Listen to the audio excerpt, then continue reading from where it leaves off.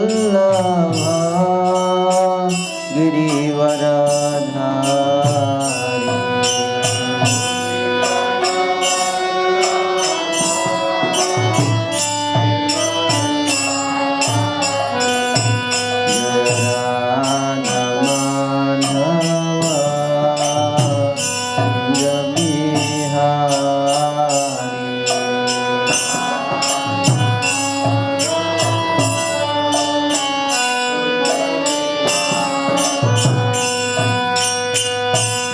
यशोदानंदन ब्रज जनरंजना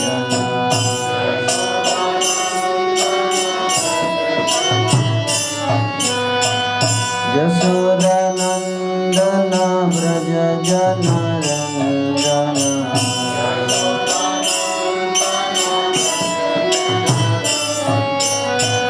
यमुना तीरा वनचारी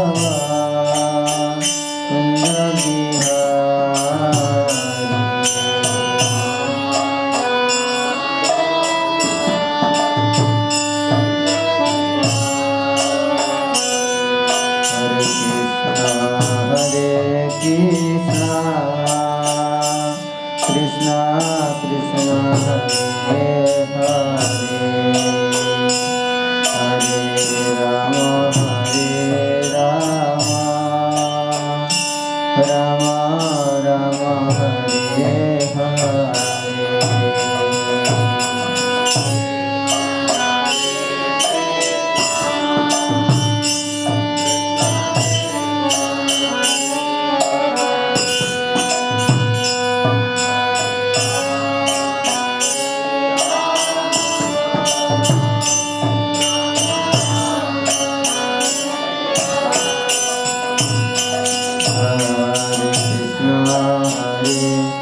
Krishna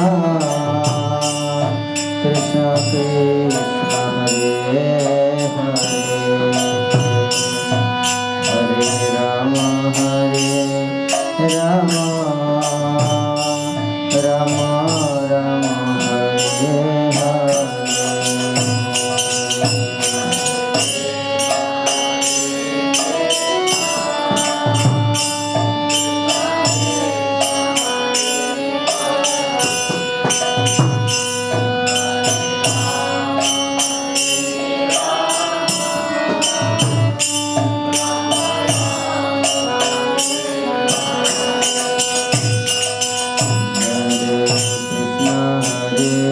Krishna Krishna Krishna Hare Hare Hare Rama Hare Rama Rama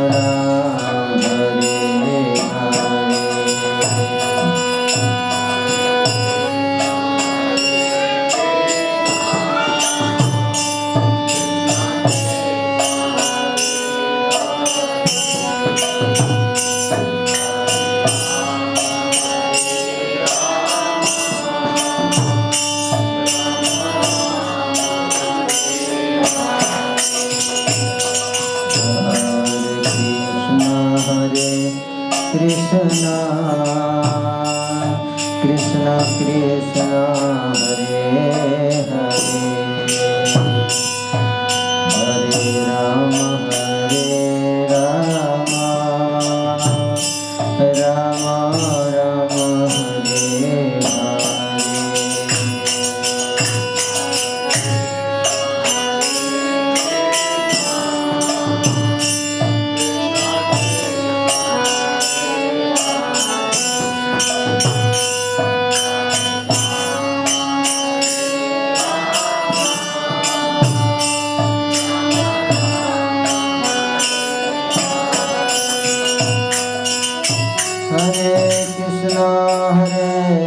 Krishna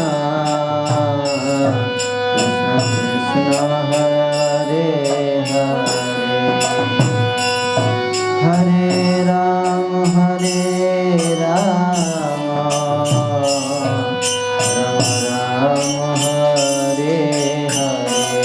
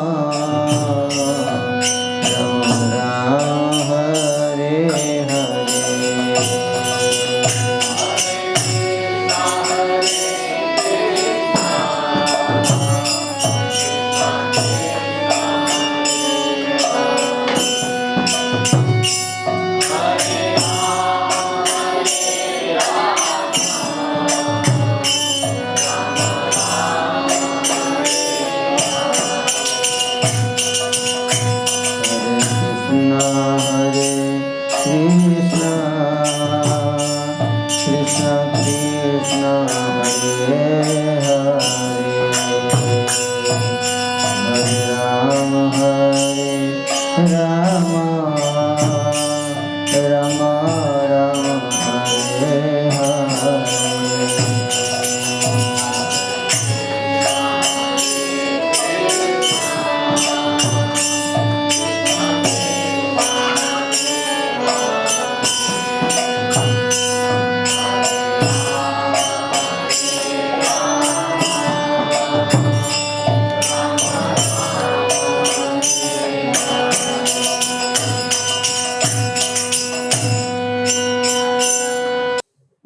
खुशी है कि मैं आप सबके बीच में यहाँ आज उपस्थित हूँ।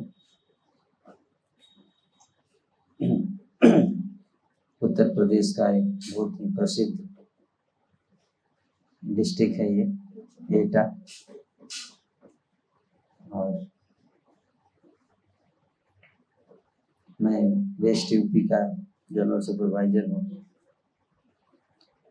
और वेस्ट यूपी में 24 डिस्ट्रिक्ट हैं, उसमें एक डिस्ट्रिक्ट है एटा। तो हर सारे जिलों में इस इस्कॉन संकीर्तन आंदोलन को प्रचार प्रसार करने की जिम्मेदारी मेरे ऊपर रखी गई है,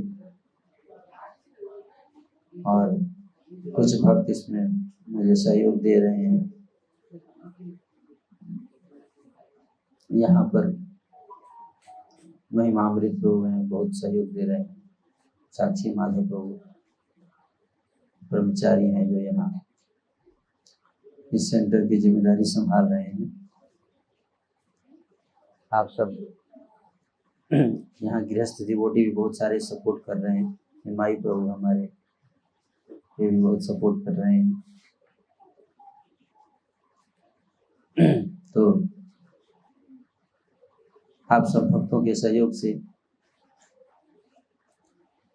ये इस्कॉन का ये प्रचार केंद्र यहाँ पर चल रहा है।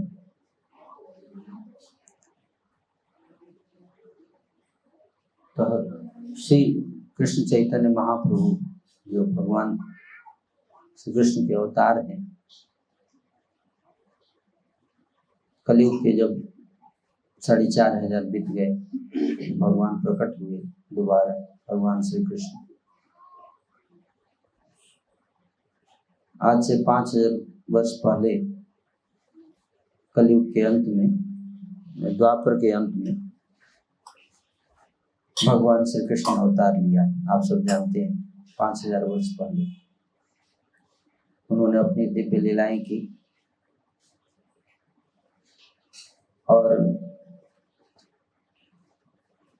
अपनी लीलाओं को दौरान उन्होंने महाभारत का युद्ध हुआ, उसमें भगवत गीता का संदेश अर्जुन को दिया भगवान ने, और उसी संदेश को फिर व्यास जी ने महाभारत नामक ग्रंथ में लिखा। महाभारत के जो 18 अध्याय है उसमें वो भगवत गीता है। फिर उसी को श्रीमद् भगवत गीता के रूप में एक अलग पुस्तक बनाई गई जो सारे वैदिक सिद्धांतों का सारांश है। अगर हमारे पास समय नहीं है कि सारे वेद, शास्त्र, पुराण, उपनिषद सब पढ़ सके, इतना समय किसी के पास नहीं है आजकल, है कि नहीं? तो अगर कोई व्यक्ति इस भगवत गीता को भी पढ़ ले तो उसको सारे ज्ञान का निचोड़ उसको समझ में आ जाएगा। तो भगवान ने अपने जो लीलाएं की इस संसार में प्रकट हुए, तो भगवान अपने धाम से इस संसार में प्रकट हुए। दो संसार, एक जड़ जगत और एक चित्त जगत। जड़ जगत और चित्त जगत। जड़ जगत को मटेरियल वर्ल्ड बोलते हैं इंग्लिश में, मटेरियल वर्ल्ड और स्पिरिचुअल वर्ल्ड। चित्त जगत, चित्त जगत में हर चीज चिन्मय है, सच्चिदानंद। और इस संसार में हर चीज क्या है? नश्वर। लेकिन वहां पर हर चीज शाश्वत है, हर वस्तु शाश्वत है, हर व्यक्ति शाश्वत है।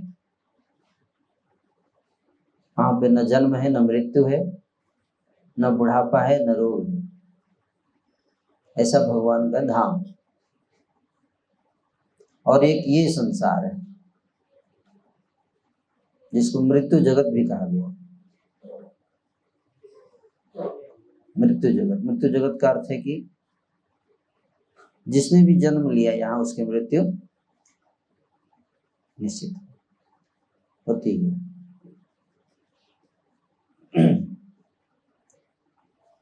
कोई व्यक्ति सोच सकता है कि मेरे पास बहुत धन आ जाएगा, बहुत बड़ा पॉलिटिकल पावर आ जाएगा तो मैं विशेष भाग्यवान हूँ। लेकिन आप विशेष भाग्यवान हैं या कम भाग्यवान हैं, मृत्यु सबको आनी है।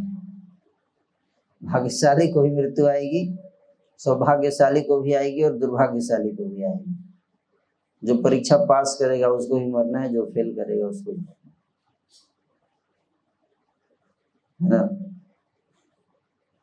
जो इलेक्शन जीतेगा उसको ही मरना है एक दिन, जो हारेगा उसको भी मरना है एक दिन, है कि नहीं? कुछ लोग खाए बगैर मरेंगे, कुछ लोग खा पी कर मरेंगे। जब मैं ब्रह्मचारी ज्वाइन कर रहा था उस समय मैं नौकरी करता था LNT में, बेंगलोर में जॉब कर रहा था मैं उस समय। मैंने जब रिजाइन दिया तो हमारे एक मित्र थे, कंपनी में ही काम करते थे, तो उन्होंने कहा कि तुम सब छोड़ दिए, तुमको भोजन खाना कौन खिलाएगा? मतलब जो आपको खिलाएगा वही हमको भी खिलाएगा।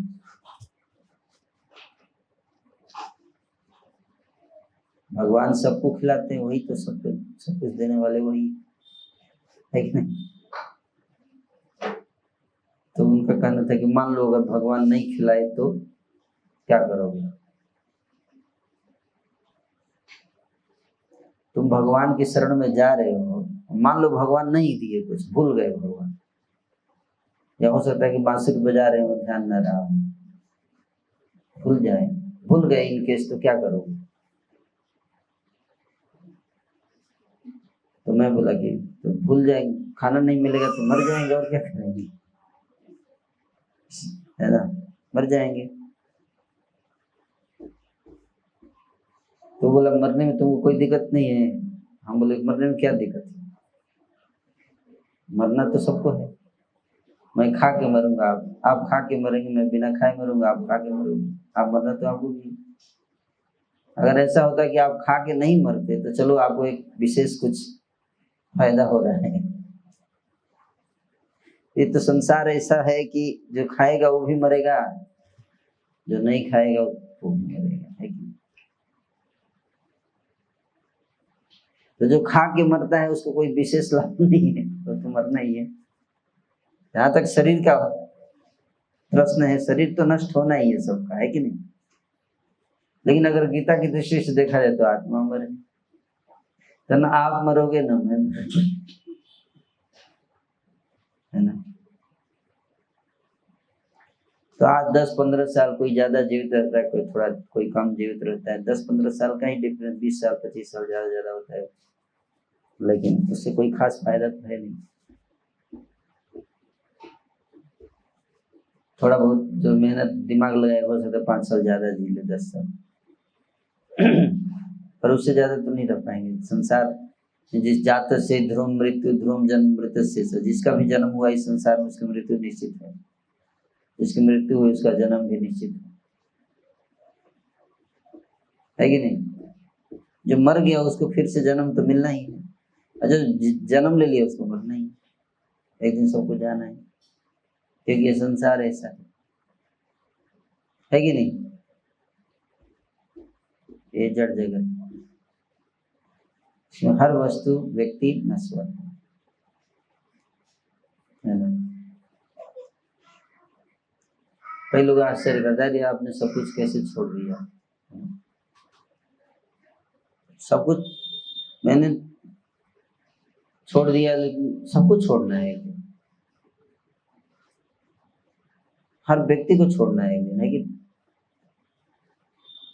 अगर हम नहीं छोड़ेंगे तो संसार हमको छोड़ देगा, और हम संसार को नहीं छोड़ेंगे तो हमको संसार छोड़ देगा एक दिन।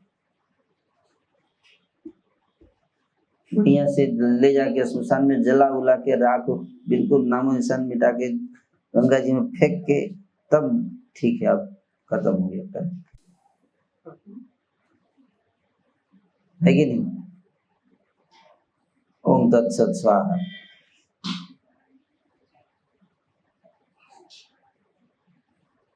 ये जड़ जगत है, क्या है?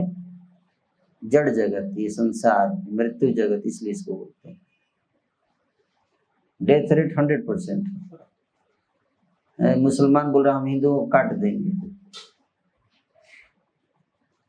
तो उनको खुद नहीं दिख रहा है एक दिन उनको भी मरना है वो कौन सा जीवित रहेंगे हमेशा के लिए यहाँ पे संसार? या ज्ञानी व्यक्ति इस तरह की बातें करता है कि नहीं है? कि मैं उसको काट दिया, मैं उसको मार दिया है?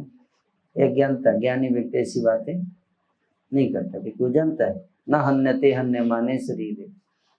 गीता में भगवान ने कह दिया कि ना तो आत्मा की मरती है, ना किसी को मारती है, ना हन्यते हन्य माने शरीर। तो मैंने इसको काट दिया, हिंदुओं को काट दिया। गीता में भगवान कहते नैनम छिन्दन्ति शस्त्राणि नैनम दहति पावक न चैनम क्लेदन्त्यापो नैनम शुष्कति मारुता। आत्मा को कोई शस्त्र काट नहीं सकता, चाकू से कैसे आत्मा को आप काट सकते? अजो नित्यम शाश्वतोयम पुराणो न हन्यते हन्य माने शरीर। आत्मा क्या है? न जायते मृते वा प्रजायते। आत्मा का न तो जन्म है न मृत्यु, आत्मा अमर है कि नहीं? अज्ञानी व्यक्ति इस तरह की बातें करता है।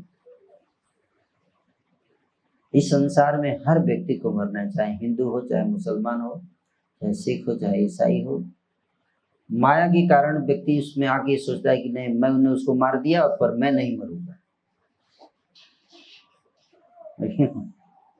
ये तो अज्ञानता है ना, ये ज्ञानता है।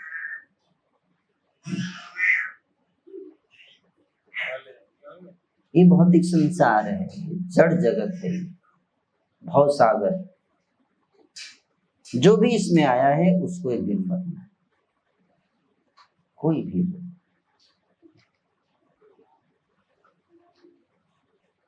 तो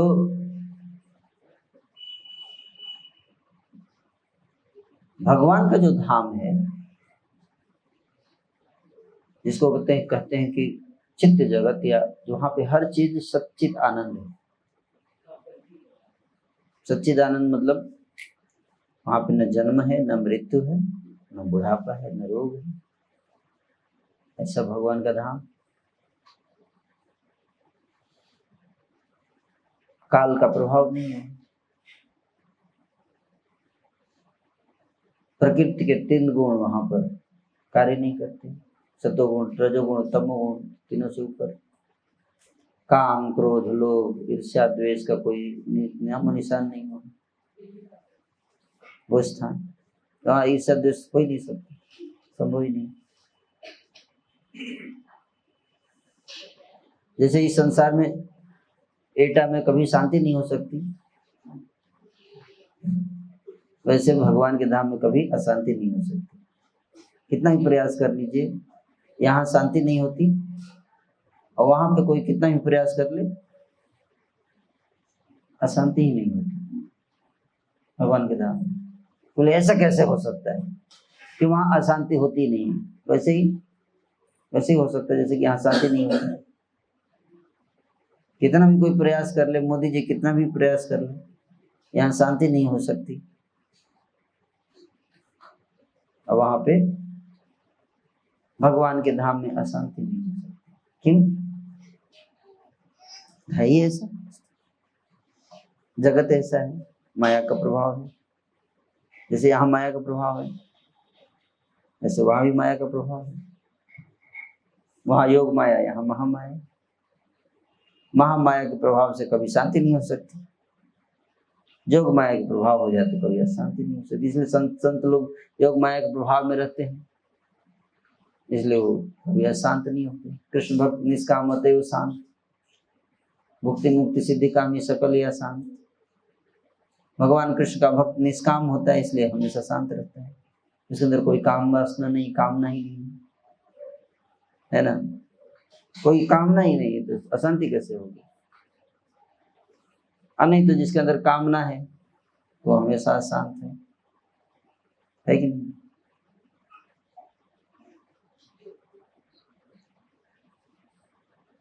तो भगवान श्री कृष्ण जो है वो निवास करते हैं कहाँ पर? चित्त जगत में। वहां पे भगवान का निवास स्थान है, वहीं रहते हैं भगवान। आज भी है वहां, वैकुंठ जगत जिसको बोलते हैं। जैसे इस संसार में, इस मृत्यु जगत में बहुत सारे ग्रह हैं, बहुत सारे तारे हैं, बहुत सारे ग्रह हैं, बहुत सारी गैलेक्सीज हैं। वैसे ही भगवान के चित्त जगत में भी, धाम में भी बहुत सारे ग्रह हैं, बहुत सारे, जिनको लोक बोलते हैं। लोक, वैकुंठ लोक है ना। बहुत सारे वैकुंठ लोक हैं, एक नहीं बहुत सारे लोक हैं वैकुंठ लोक। और हर लोक में भगवान अलग अलग रूपों में विराजमान रहते हैं। जैसे यहाँ पे भौतिक संसार है, यहाँ पे अलग अलग प्लैनेट्स हैं, वैसे वहां भी अलग अलग प्लैनेट्स हैं, ग्रह।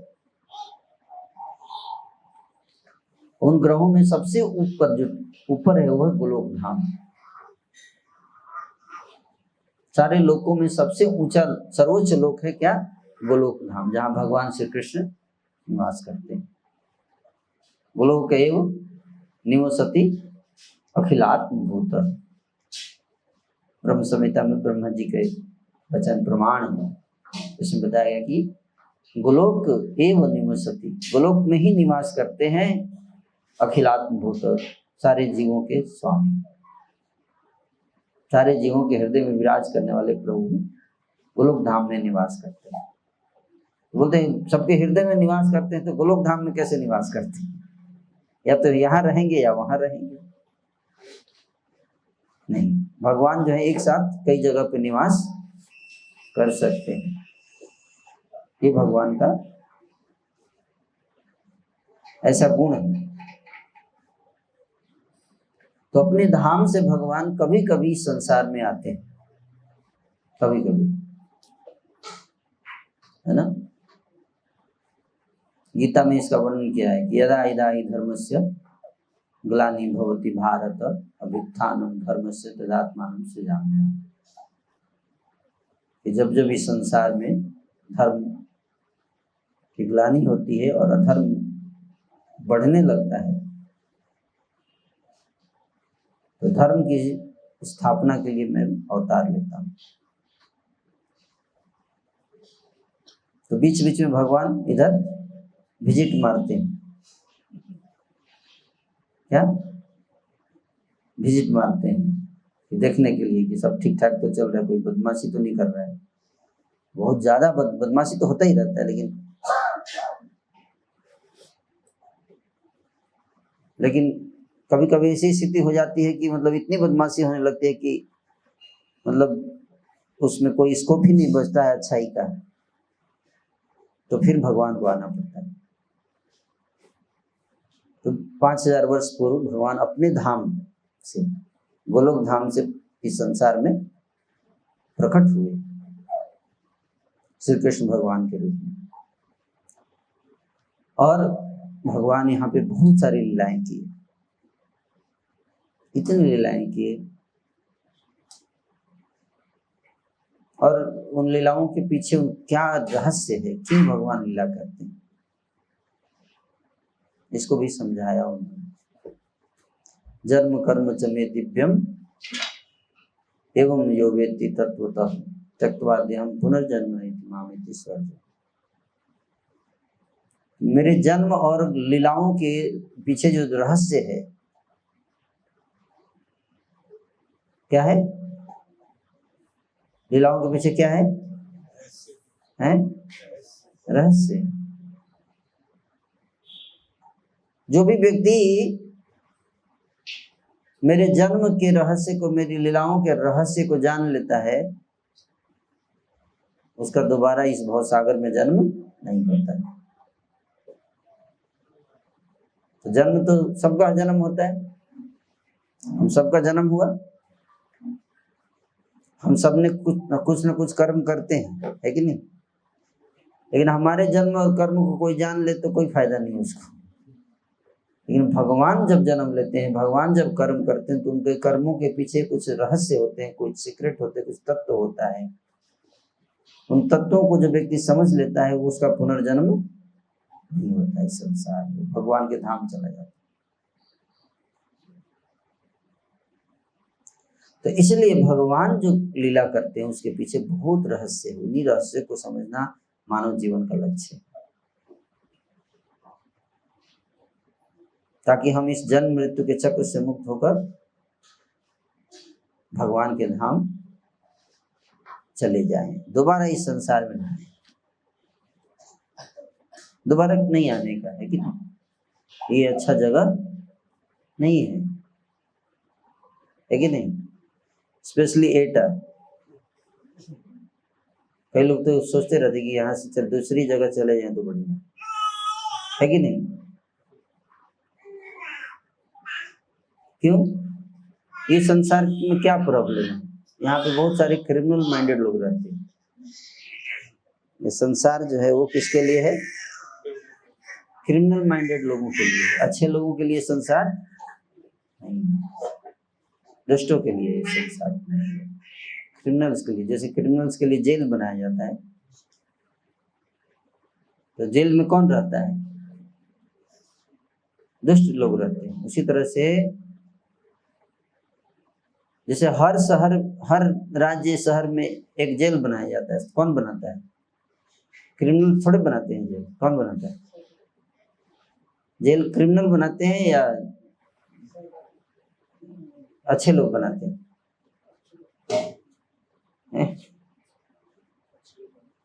हम सब के टैक्स के पैसे से जेल बनता है ना, उसमें रखा किसको जाता है? जो हमको परेशान करते हैं।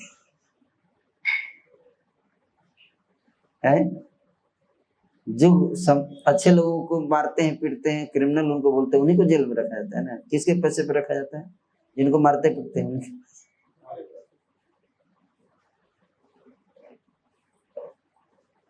सरकार बनाती है जेल, है ना? सरकार जेल बनाती है ताकि उनको, तो प्रश्न उठता है कि सरकार जेल क्यों बनाती है?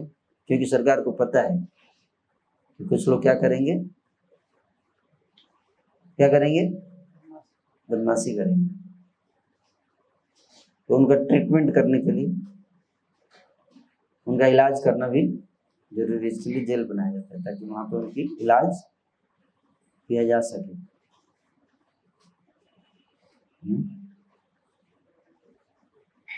उसी तरह से तो अगर आप जेल में जाओगे तो वहां पे सारे बदमाश दुष्ट टाइप के लोग मिलते हैं, है ना। और उसमें भी अगर तिहाड़ जेल हो तो उसमें तो स्पेशल क्रिमिनल्स को रखा जाता है, खूंखार।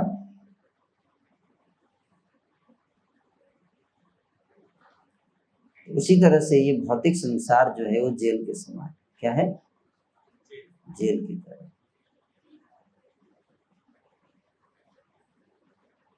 और आप ध्यान से देखेंगे इस संसार में तो आप पाएंगे कि यहाँ पे दुष्ट टाइप के लोग रहते हैं, काम, क्रोध, लोभ, ईर्ष्या, द्वेष, अहंकार, नहीं, धोखा, स्वार्थ से भरा हुआ है संसार। नहीं,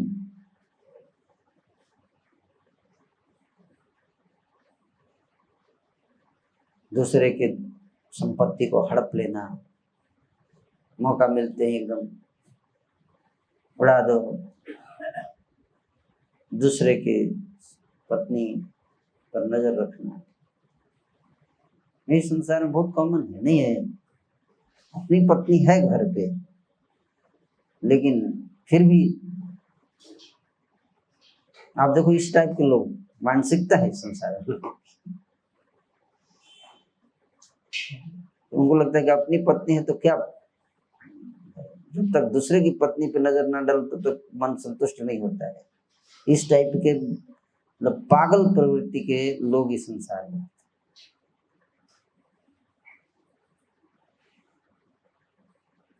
परदारेषु मातृवत्, चाणक्य पंडित ने कहा कि दूसरे की पत्नी को माँ के समान देखना चाहिए, है ना, ऐसा बताया। परद्रव्येषु लोष्टवत्, दूसरे के धन को मिट्टी के समान देखो।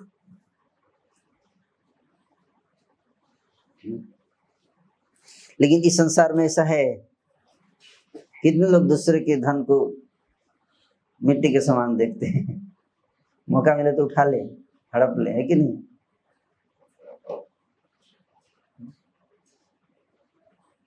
अधिकतर लोगों की मानसिकता असत्य भाषण, झूठ बोलना,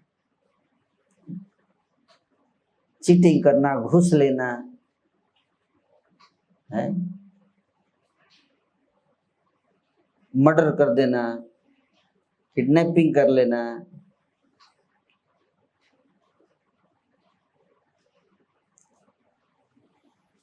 चल रहा है कि नहीं। और पुलिस है तो पुलिस को सब तो जनता ने मीटिंग की कि क्या किया जाए, ये सब समस्याएं बढ़ रही, तो बोला पुलिस बनाते हैं, पुलिस डिपार्टमेंट बनाते हैं कि हम पुलिस से हम बच जाएंगे, रक्षा होगी, है ना। तो पुलिस डिपार्टमेंट बना दिया, तब पुलिस डिपार्टमेंट तो पुलिस ही फिर हो गया, उसमें भी चोरी शुरू नहीं। फिर सोचे तो चलो धार्मिक रिलीजियस इंस्टीट्यूशन बना देते हैं, तो धार्मिक संस्थाओं में भी देखिए क्या हाल है। इस संसार में कुछ भी ले लीजिए उसमें प्रॉब्लम होगा। क्यों? कि आप कुछ भी बनाओगे उसमें लोग जो होते हैं वो क्रिमिनल टाइप के होते हैं, दुष्ट टाइप के लोग होते हैं, उनके मन में काम है, क्रोध है, लोभ है। और पुलिस में जाएगा लेकिन अंदर क्या है भरा हुआ है, लोभ भरा हुआ है। स्पिरिचुअल ऑर्गेनाइजेशन में गया, वहां पे आध्यात्मिक संस्था में जुड़ गया, लेकिन पैसा प्रति लोभ है, काम है, क्रोध है, लोभ है, ईर्ष्या, द्वेष। तो आध्यात्मिक संस्था, कोई बोले मैं इस्कॉन में जुड़ गया लेकिन अंदर काम, क्रोध, लोभ है, तो फिर जुड़ने से क्या होगा, है कि नहीं। हम इस्कॉन में जुड़ गए लेकिन हमारा मन में जो अनर्थ हैं, जो मन के जो हमारे विकार हैं वो दोष दूर नहीं हुए, मन निर्मल नहीं हुआ, मन में काम क्रोध लोभ ईर्ष्या द्वेष बना हुआ है, तो फिर उसका में जुड़ने से आप थोड़े ना कोई लाभ हुआ, केवल स्टैंप लगा दिएगा हम इस्कॉन के मेंबर, इससे कोई लाभ है? किसी भी डिपार्टमेंट में आप देखिए हर जगह इसी प्रकार के लोगों से भरा हुआ है संसार। बताते हैं ट्रांसपेरेंसी इंटरनेशनल एक ऑर्गेनाइजेशन है, उसकी रिपोर्ट के अनुसार भारत में 85% पॉलिटिशियंस करप्ट हैं। मुझे लगता है ज्यादा होंगे, लेकिन ये ऑफिशियल आंकड़ा है। 85% पॉलिटिशियन जिसको आप वोट देके चुनते हो उनको, है ना, करप्ट। सोचिए,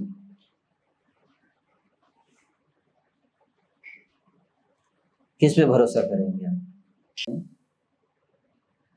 तो क्यों ऐसा है? क्यों कि कोई भी सिस्टम बना दीजिए, है ना, चलाएगा कौन उस सिस्टम को? इंसान ही चलाएगा ना।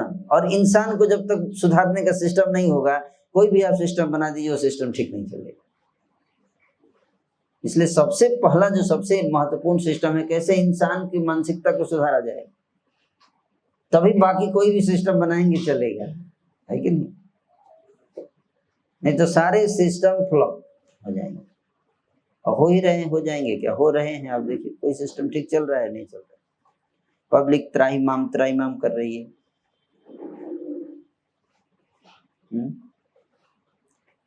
तो इसलिए ये जो भौतिक संसार के स्वभाव को समझना है, यहाँ पे जो भी जीव होते हैं उन जीवों के लिए ये जगह बनाया गया है जेल की तरह, जो दुष्ट प्रवृत्ति है। दुष्ट प्रवृत्ति का मतलब क्या? मैंने बताया आपको, काम क्रोध लोभ ईर्ष्या द्वेष अहंकार मोह जिनके हृदय में भरा हुआ हो, उनको बोलते क्या? दुष्ट प्रवृत्ति। और ऐसे लोग जहां भी होंगे, कभी वहां शांति नहीं हो सकती, कभी वहां प्रेम नहीं हो सकता, कभी वहां आनंद नहीं हो सकता।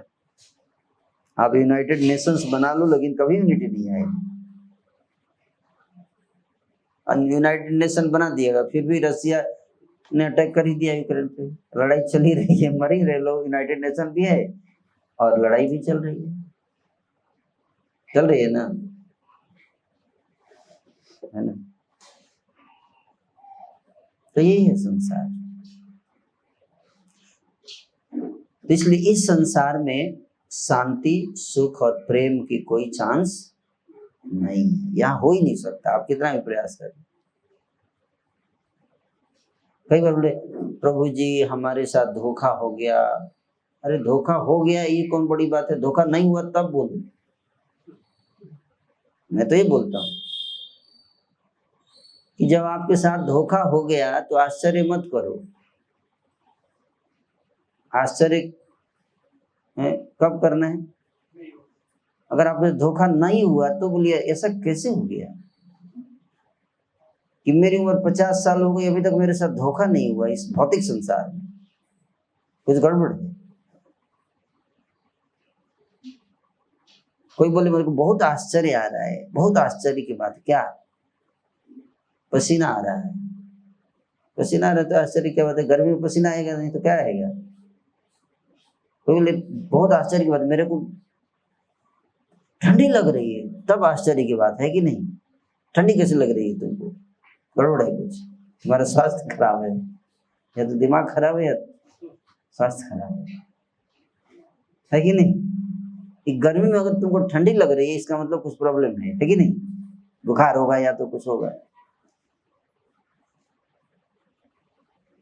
उसी तरह से अगर आप इस संसार में अगर आप पानी में जब घुसते हैं तो आपको कोई पानी में घुसे और उसको गर्मी लगे तो कुछ गड़बड़ है।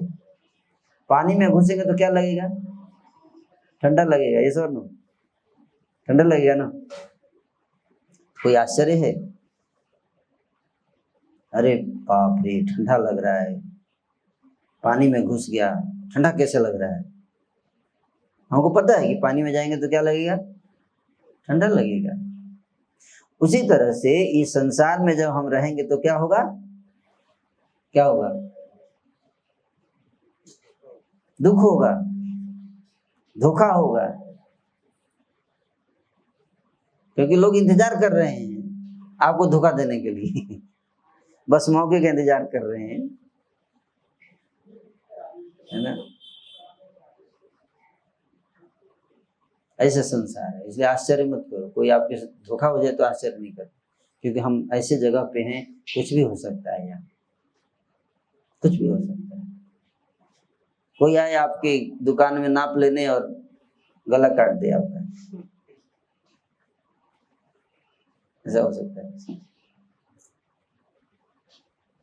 तो उसमें आश्चर्य मत कीजिए, आश्चर्य ये कीजिए कि कैसे हम जी रहे हैं इस दुष्टों से भरे हुए संसार।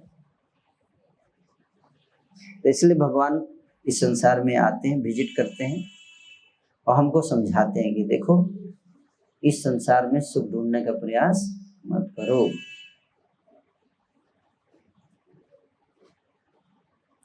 यहाँ पे दुष्ट प्रकार के प्रवृत्ति के लोग रहते हैं, जो अच्छा हो जाता है उसको भगवान अपने पास अपने धाम में बुला लेते हैं। इधर क्या करोगे तुम, उधर चलो, यहाँ नहीं रहने देते।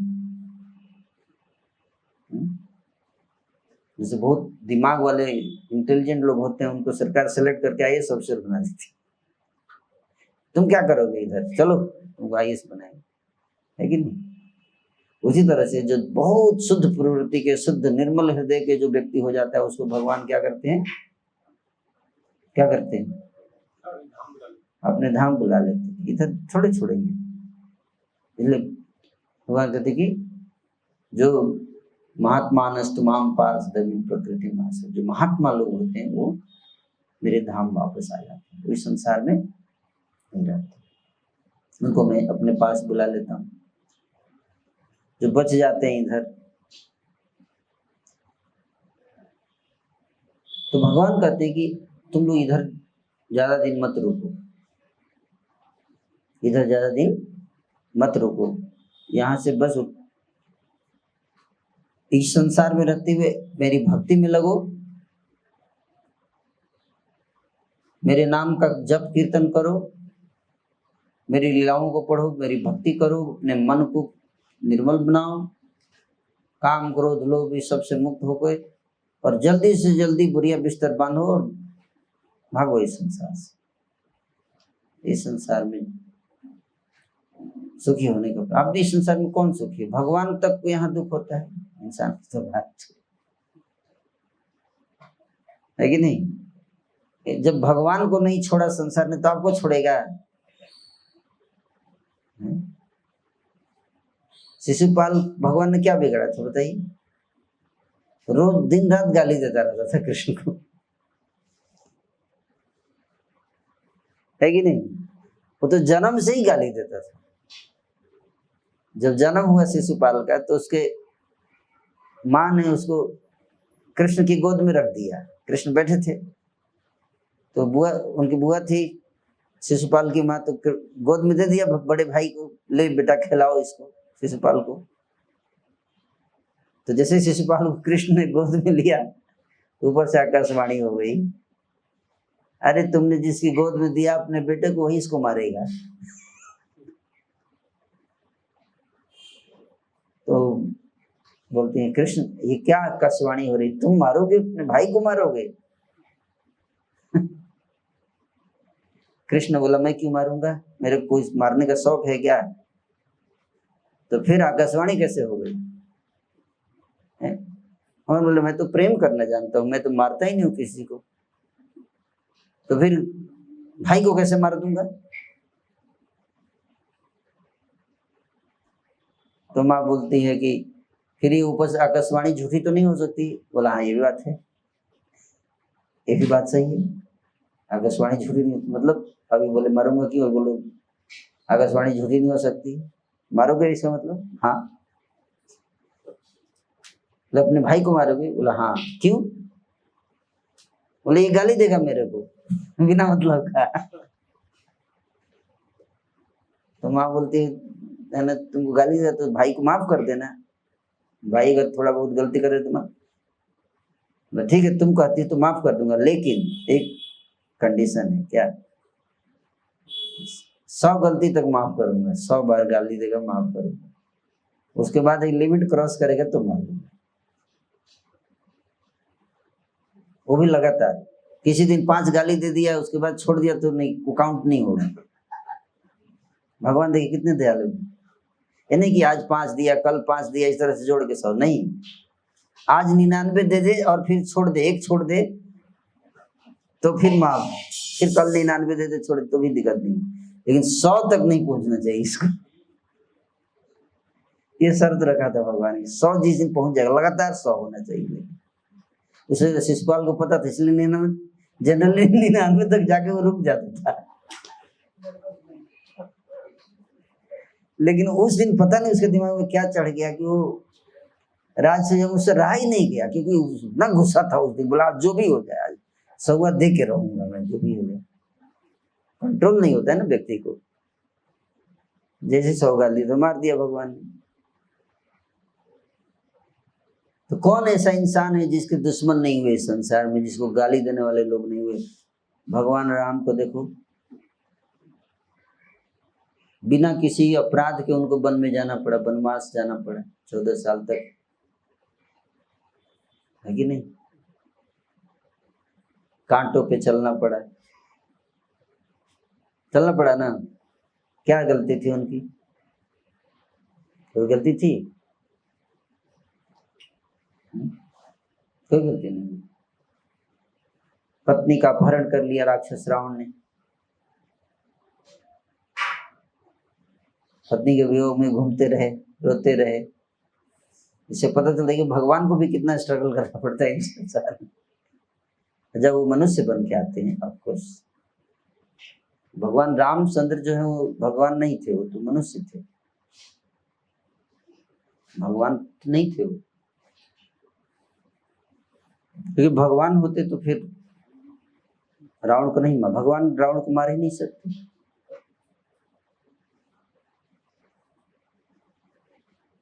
क्यों? क्योंकि रावण ने वरदान लिया था, उसको यही वरदान मिला था कि देवता, असुर, नाग, गंधर्व, किन्नर कोई मेरे को ना मार सके, केवल मनुष्य या बंदर, ये दोनों के अलावा कोई किसी से हाथों ना मारा जाऊं, यही वरदान था ना। तो अगर भगवान मारते उसको तो वरदान झूठा हो जाता ब्रह्मा जी, इसलिए भगवान ने नहीं मारा रावण को, और जिसने रावण को मारा वो भगवान नहीं थे, वो एक साधारण मनुष्य की तरह थे। इसलिए भगवान राम ने कभी भी अपनी भगवत्ता का प्रदर्शन नहीं किया, मेहनत से जो अर्जित किया उसी का इस्तेमाल किया रावण के साथ युद्ध में। इस बात को समझिए, एक इंसान की तरह सारी लीलाएं की हैं। अगर रावण क्लेम करता कोर्ट में कि देखो ये भगवान होके हमको मार दिए, तो उनको हरा सकते थे भगवान कोर्ट में, नहीं देखो मैंने भगवान हूँ, लेकिन कभी मैंने अपने भगवान के पोजीशन का यूज एक साधारण मनुष्य की तरह तेरे को मारा है मैंने।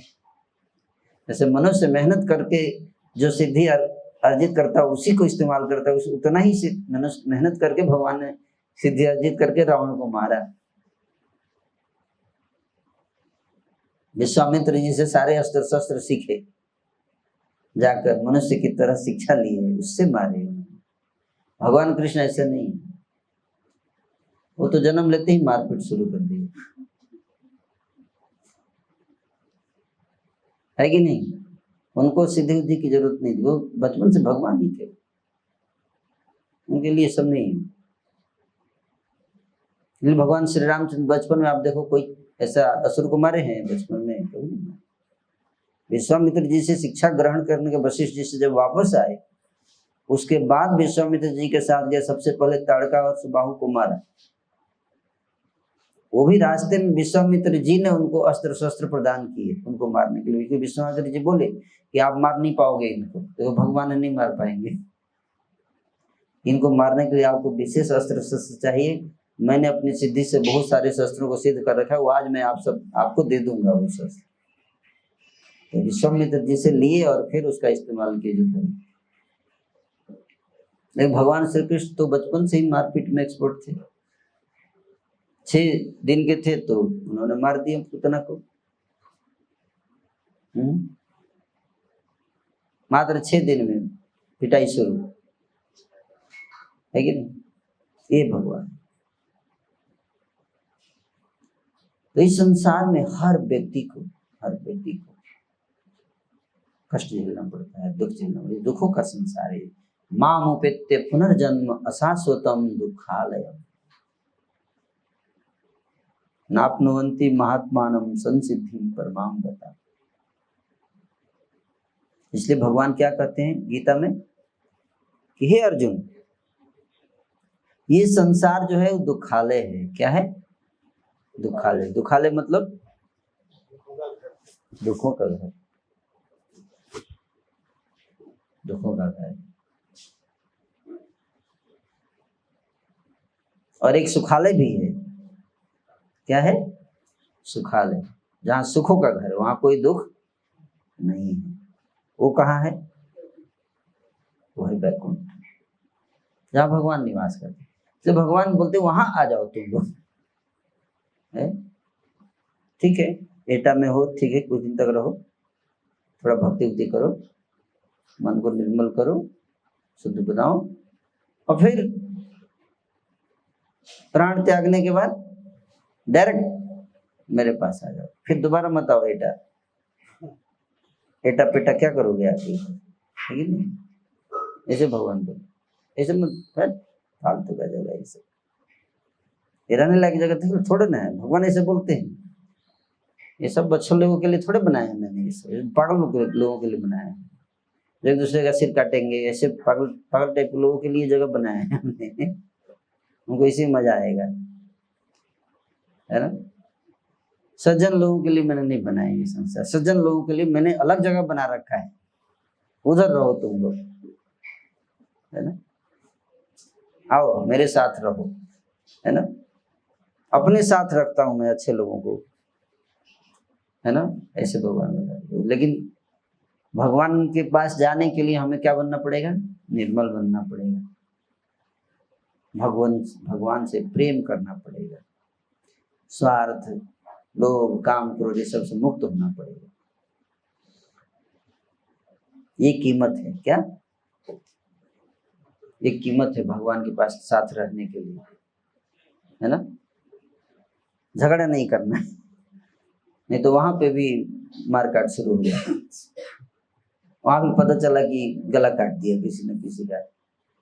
भगवान के धाम में भी पुलिस पीछे पड़ी हुई है, तो फिर वही माहौल वहां भी हो जाएगा, है कि नहीं? इसलिए भगवान ने मामला क्लियर रखा है कि नहीं, इस टाइप के लोग इधर रहेंगे। उधर जाने का मतलब पक्का शुद्ध हो जाना, तब आए हुए आना पड़ेगा। कोई झगड़ा नहीं, किसी के प्रति द्वेष, ईर्ष्या, काम, क्रोध, स्वार्थ, ये सब मुक्त हो जाओ, तब आओ उधर, तब लेके जाऊंगा उधर। कच्चे लोगों को नहीं, पक्के लोगों को, है ना? ये कैसे होगा? चेतो दर्पण मार्जनम भव महादवाग्नि निर्वापणम श्रेयः कैरव चंद्रिका वितरणम विद्यावधू जीवनम आनंदाम्बुधिवर्धनम प्रतिपदम पूर्णामृतास्वादनम सर्वात्म स्नपनम परम विजयते श्री कृष्ण संकीर्तनम।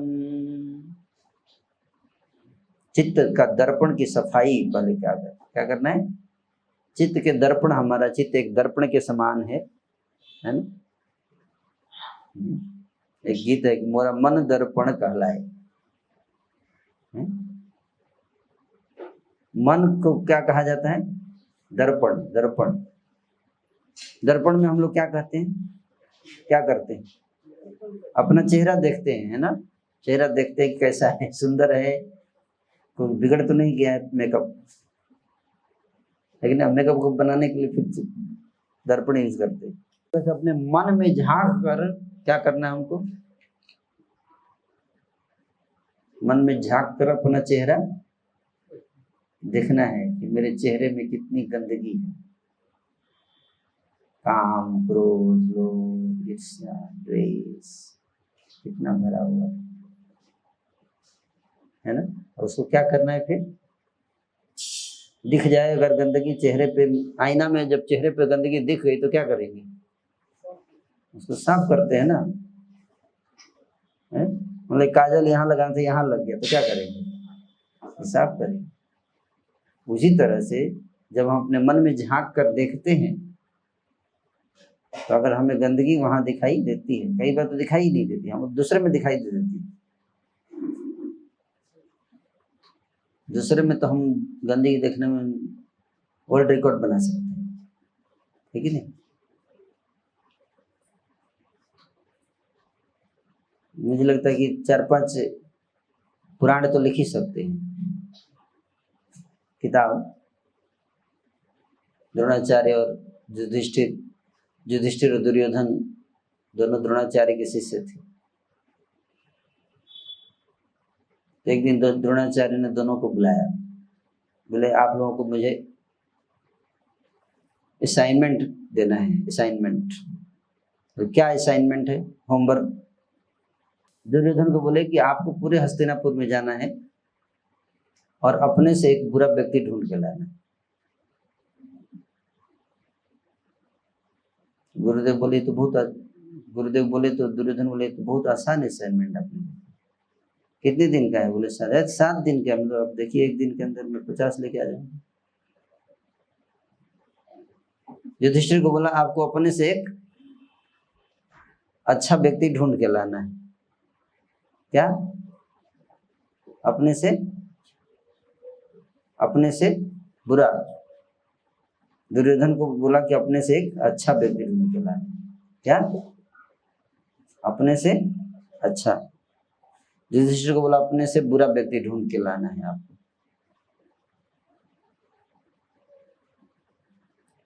तो दुर्योधन को ढूंढना था क्या? अपने से अच्छा व्यक्ति। गया, 7 दिन के बाद रिटर्न क्या आया? द्रोणाचार्य बोले बताइए कोई मिला? बोला गुरुदेव क्या कहें, हस्तिनापुर अच्छे लोगों से विहीन हो चुकी है। बहुत ढूंढा, एक भी व्यक्ति मुझसे अच्छा नहीं मिला, सब बदमाश हो गए। तो युधिष्ठिर से पूछा आप बताइए। क्या बताऊं गुरुदेव, बहुत ढूंढा लेकिन अपने से बुरा कोई नहीं दिखा। सब में कुछ न कुछ अच्छा गुण था, है ना।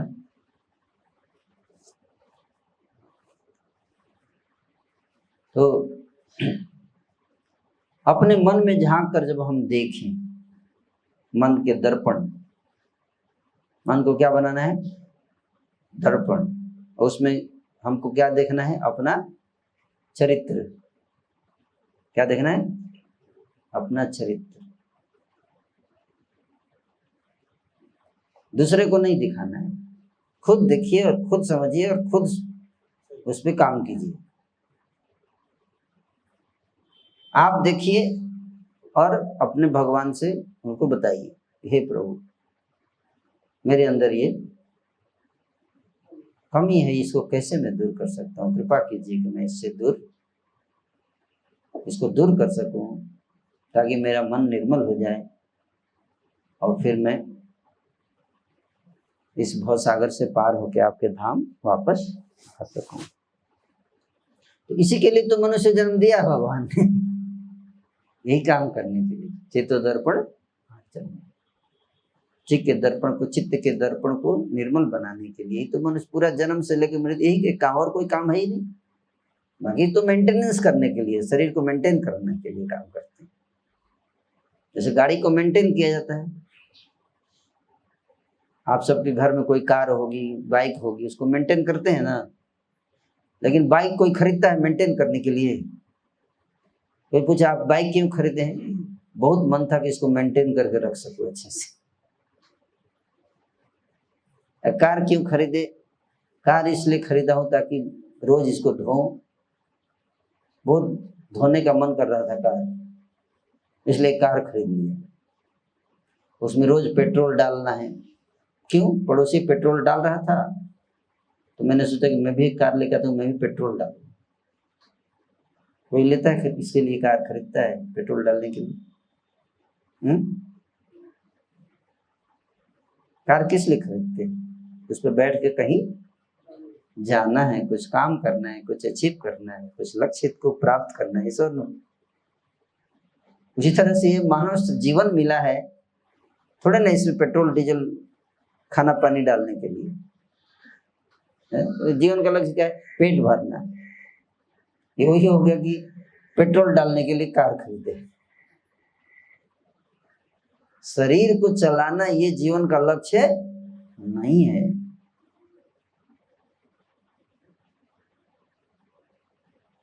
जीवन का लक्ष्य है कि शरीर को मेंटेन करते हुए भगवान की भक्ति करके चित्त को निर्मल करके भगवान के धाम वापस जाना, ये लक्ष्य। फिर काहे का सारी उमरिया पाप की गठरी ढोई, दुख के सुख के सब साथी दुख में न कोई। तो जब ये लक्ष्य है तो पाप की गठरी क्यों ढोए? अपने मन को काम क्रोध लोभ से मुक्त होना, इसको लक्ष्य बनाए। उसके लिए हमारे पास एक दवाई है। क्या है? एक दवाई है जो इस बीमारी को ठीक करती है। काम की बीमारी, क्रोध की बीमारी, लोभ की बीमारी, ईर्ष्या द्वेष अहंकार की बीमारी को ठीक करने के लिए भगवान ने हमको एक दवाई दिया है ना। फ्री में सप्लाई होता है यहाँ पे, है ना। चार्ज तो नहीं करते, हमारे यहाँ फ्री में मिलता है वो दवाई। आप लोग जानना चाहते हैं दवाई का नाम क्या है? फ्री में अवेलेबल है, फिर भी कोई नहीं खरीदता। एने छी औषधि माया नासिबारो लागी, हरि नाम महामंत्र लाओ तुम्ही मागी। इस माया रूपी रोग के नाश करने के लिए एक औषधि लेके आया हूं मैं। कौन सा औषधि? हरि नाम महामंत्र। हरे कृष्ण कृष्ण कृष्ण हरे हरे, हरे राम।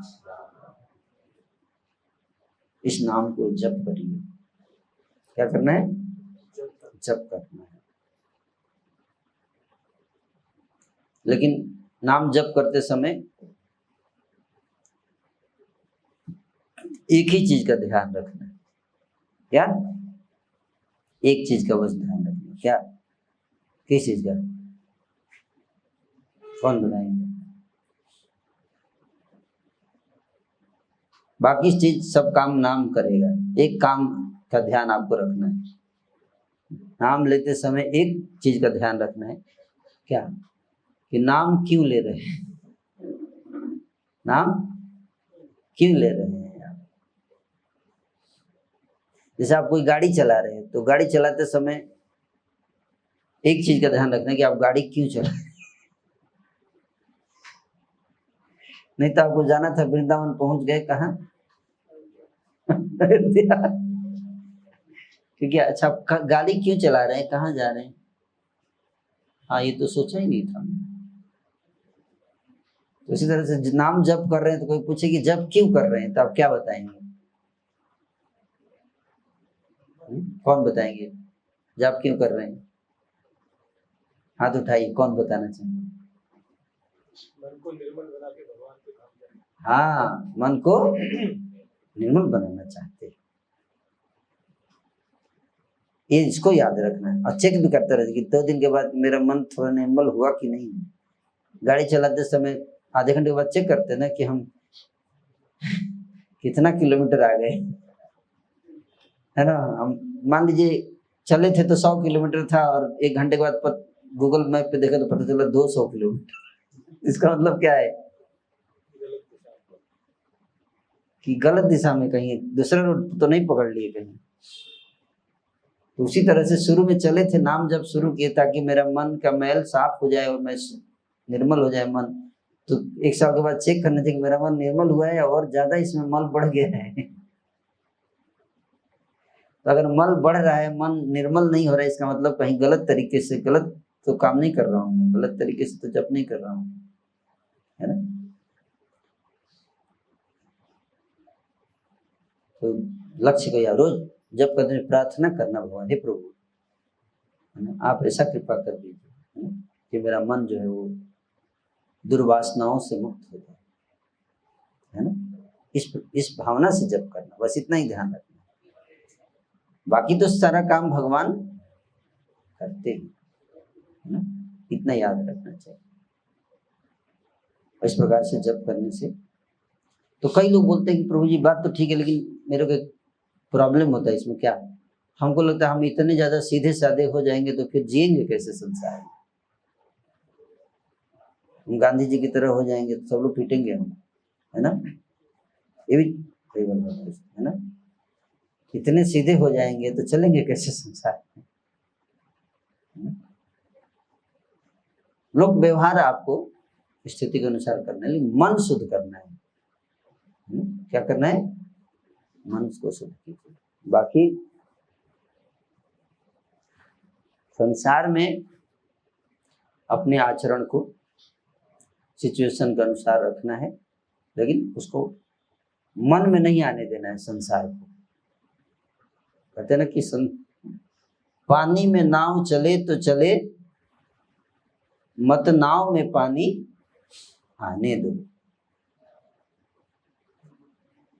पानी में अगर नाव चलती है तो चलने दो, कोई दिक्कत नहीं, लेकिन नाव में पानी मत घुसने दो।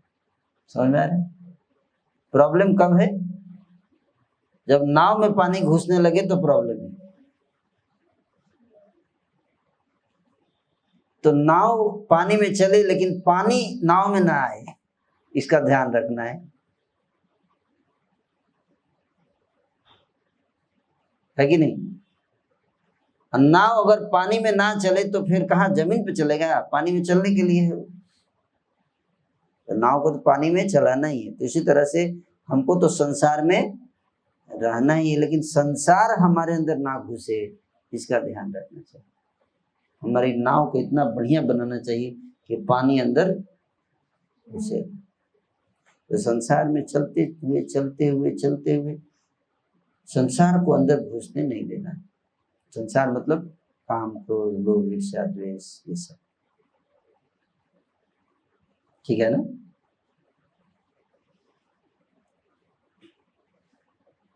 तो आप सब भगवान की भक्ति को अपनाइए और अपने जीवन को जिस लक्ष्य के लिए भगवान ने हमें यहाँ भेजा है कि हम अपने अस्तित्व को शुद्ध करके इनके धाम जाए, उस लक्ष्य को आप सब प्राप्त कीजिए। हरे कृष्ण। Any question? किसी को प्रश्न है? कितने लोग जेल से बाहर जाना चाहते हैं? सब लोग जाना चाहते हैं। भगवान भागवत में तो यहाँ बताया कि ऐसा जेल बनाया भगवान ने कि मतलब जिसमें कोई दीवार नहीं है, कोई जंजीर नहीं है, कोई हथकड़ी नहीं है और कोई गार्ड भी नहीं है। खुला है, जो जाना चाहे बाहर भाग के जा सकता है भगवान के पास, लेकिन फिर भी कोई जाना नहीं चाहता क्योंकि जेल में इतना मजा आता है लोगों को। उनको लगता है जेल में बहुत मजा है, क्यों जाएंगे? नहीं तो बोले थोड़ा माला करो। क्यों करेंगे? क्या जरूरत है माला करने का? भगवान की क्या जरूरत है लाइफ में? हम ऐसे ही ठीक हैं, है ना। नहीं बोलते लोग ऐसे ही ठीक है। अब फिर जब कोरोना आ जाता तो बोले हे प्रभु आपने ऐसा क्यों किया? अरे तुम जब ठीक थे ही तो फिर प्रभु को याद करने की क्या जरूरत है? ठीक से रहो, है कि नहीं। जब तुम ठीक ही हो तो ठीक ही रहो। हमारी पहले भी जरूरत नहीं थी, अभी भी नहीं है, तो अपनी जब जरूरत आती है तो प्रभु की याद आ जाती है, ठीक है। अब ऐसे कौन याद करेगा? दुख में सुमिरन सब करे, सुख में करे न कोई, सुख में जे सुमिरन करे तो दुख काहे का कोई, है ना। तो भगवान भी छोड़ देते हैं, ठीक है। तो एटा सबको भक्ति करना चाहिए, सबको जप करना चाहिए, भगवान का नाम लेना चाहिए, लेकिन कितने लोग लेते हैं? बहुत कम। आप देखो यहाँ पे अगर एटा में अमिताभ बच्चन आ जाए तो कितने लोग आएंगे? हैं? सभी आएंगे। और टिकट अगर रख दिए 2000 का तो दे के आएंगे, है कि नहीं? पैसा वैसा जुटा ही लेंगे, चाहे कितनी भी बेरोजगारी हो। लेकिन कोई संत आ जाए और पूरे शहर में अनाउंसमेंट कर दिए कि संत महात्मा आए हैं, आपको ज्ञान देंगे, कितने लोग आएंगे? देखिए, किसको इंटरेस्ट नहीं, है कि नहीं? जिससे पता चलता है कि संसार में लोगों का इंटरेस्ट किस में है कि नहीं?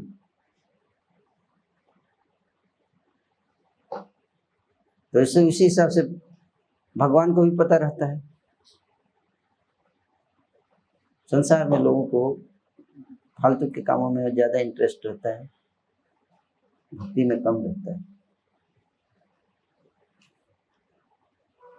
तो इसलिए जो बहुत भाग्यशाली लोग होते हैं जिनको भगवान की शरण में प्राप्त होती है, तो आप सब वो भाग्यशाली लोग हैं, इसका पूरा लाभ उठाइए।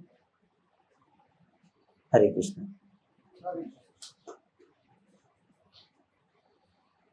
हरे कृष्णा। हम लोग बहुत धन्यवाद देंगे सुंदर प्रभु जी का इस सुंदर प्रवचन के लिए। तो इसे प्रार्थना करेंगे प्रभु जी यहाँ पर बराबर आया करें और हम लोग को मार्गदर्शन करें। तो ये धन्यवाद देंगे।